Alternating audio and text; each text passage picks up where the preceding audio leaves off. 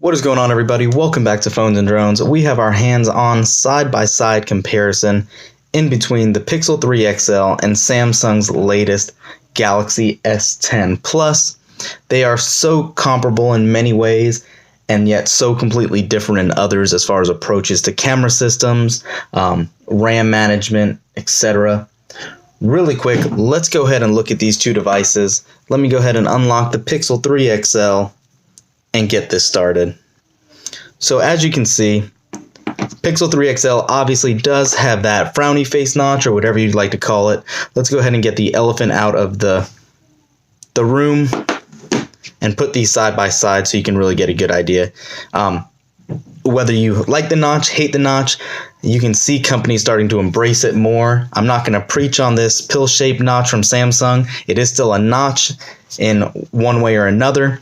However, you can see just how much slimmer and neater this display looks than the Pixel 3 with its monster notch on top and chin at the bottom.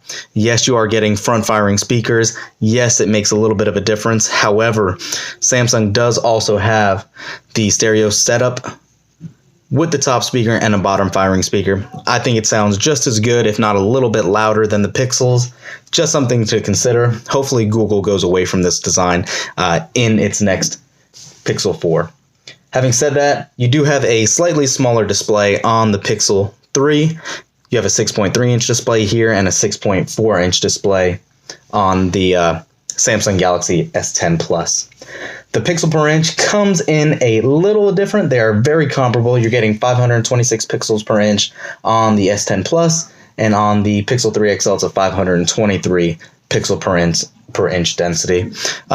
We know about the software. We know what Google does with theirs. It's pure Android for the most part. With Samsung, it's running its new UI, the One UI experience. I have to say it is one of the cleaner experiences. It's a lot bigger. Fonts and logos are a lot larger. They've kind of embraced a full screen look.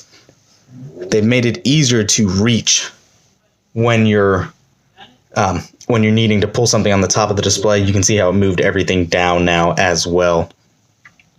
In addition to that, the RAM management, like I said, you're getting 8 or 12 gigs of RAM on Samsung's new S10 or S10 Plus, as opposed to the 4 gigs of RAM on the Pixel 3 XL. I'm hoping Google realizes that that was a mistake also. It is just that time now where we need a little more than 4 gigs of RAM. For some reason, they thought that that would maintain it. It is not, unfortunately. Aside from that, we do have our rear-mounted fingerprint sensor that we are aware of on the Pixel 3. And now, obviously, with Samsung's latest implementation, you have the under-display fingerprint sensor, the ultrasonic kind, and you can see just how quick that works. I'm a fan of these in-display fingerprint sensors. I think it makes the design on the phone a lot cleaner. I'm definitely excited to see how well they progress in the next year or so as well with that. Having said that, it is still a first-generation product. It is not nearly as quick as an on-screen, a rear display fingerprint sensor. While we're talking about the back of these displays, let's just go ahead and touch on the cameras as well. You are only having the single lens 12 megapixel camera. You do have two dual 8 megapixel cameras on the front of this device for wide angle selfies and all that if you so choose. Whereas opposed to having a 16 megapixel wide angle lens, a 12 megapixel variable aperture lens, and a 12 megapixel telephoto lens, as well as the two dual front cameras on the S10. Again, one is a cropped sensor. The other camera is more of a TOF sensor, I've heard, for a time of flight. Video resolution, you're both going to be able to do 4K.